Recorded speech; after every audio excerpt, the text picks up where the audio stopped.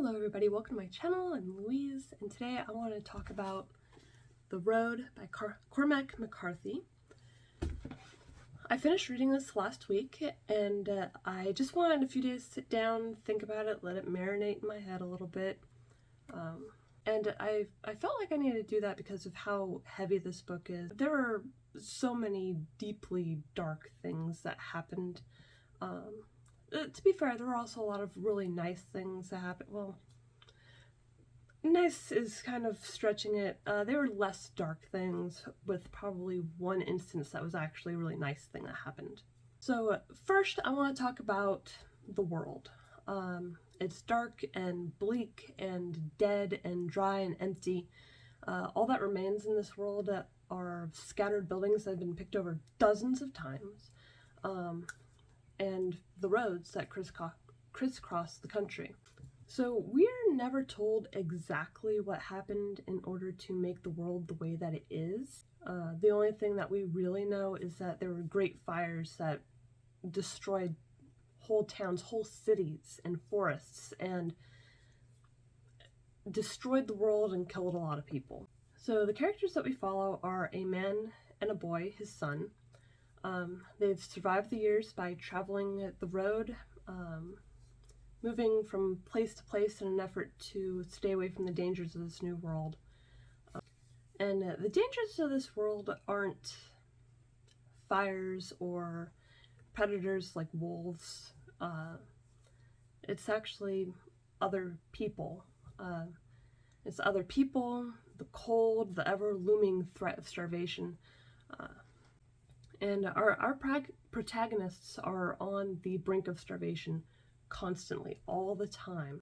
They fear starting fires for warmth because they don't want to be seen by other people. And the thing is that the main reason why they don't want to be seen by other people isn't necessarily because they're afraid of being mugged or having all their things stolen. Other people have started to resort to cannibalism in order to survive, so that would be a very good reason to avoid other people. This world is so gruesome, but it's also so believable and so well put together. Survivors' desperation is so realistic, because different people will do different things when in terrible and difficult situations. The story's quite simple. The man and the son are traveling south to the coast. They're not sure what to expect, but they hope to find food or good people or anything that will allow them to continue surviving. They go through many things, many very terrible things, but they also find some good left in the world. I don't really want to spoil anything, but I found the first 30 pages or so quite slow. But once I got to the first instance of traveling marauders, the rest of the book started to fly by. Throughout the book, I was invested in these characters' survival, and I was rooting for them the whole way. By the end, I had begun to feel like continuing was tedious work, but I only had around 20 or so pages left, and those last couple of pages were certainly worth it. I'm glad that McCarthy knew when to finish this book rather than continue it on past its expiration date. This book is kind of broken up into important moments set by long descriptions of traveling. I remember most of the big scenes, even now after a week, but the journey between these scenes kind of blur together. To be fair, I would imagine that the characters themselves would remember traveling kind of in a blur. It's not something that there's a whole lot of focus on, but there is a lot of description during their traveling.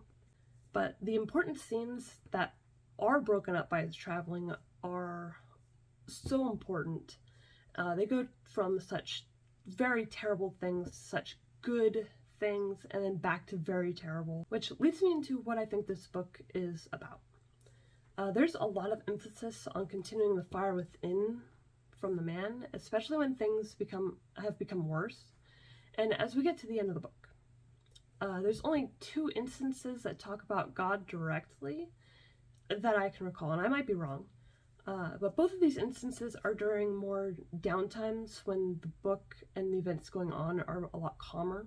The first instance is when they find a cache of food. They've investigated a house that the man didn't see, but the boy did, and they end up finding a little storm shelter that's just decked out with food and gas and equipment, everything that they could possibly need.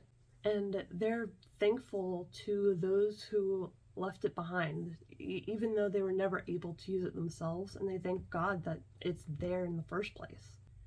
The second instance of directly talking about God was when they met a mostly blind man on the road, and the boy insists on giving him food.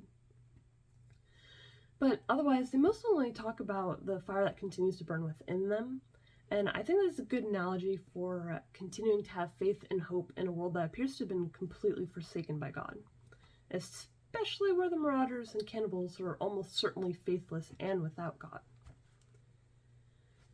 So, the good and the bad of this book. I'm going to start with the bad because it's really not all that bad. The prose is kind of awkward at first, but you don't really notice it once you start getting into it, and I don't know, once you get into it, it's really a very easy read. And the other thing that's kind of bad are the descriptions of traveling are kind of tedious. They start to blur together, which makes them kind of forgettable. But the very vivid imagery used during that is really very good. But some of the good things are that there's a lot of moments that I read that have stuck with me throughout this whole last week. Anytime I've gone back and thought about the road, the memories of a lot of these things that happen to these characters immediately pop into my head. There's a lot of emotion throughout this book, from terror to love to desperation to contentment to loss. Every moment leads into the next moment, and there are a few scenes that feel unnecessary. And the ending. The ending was so good. I cried at the end in the last 2 pages. There's an emptiness that I felt, but it was almost pronounced in the books. It's hard to explain without spoiling the end, but I thought it was really good. Ultimately, I really enjoyed the book.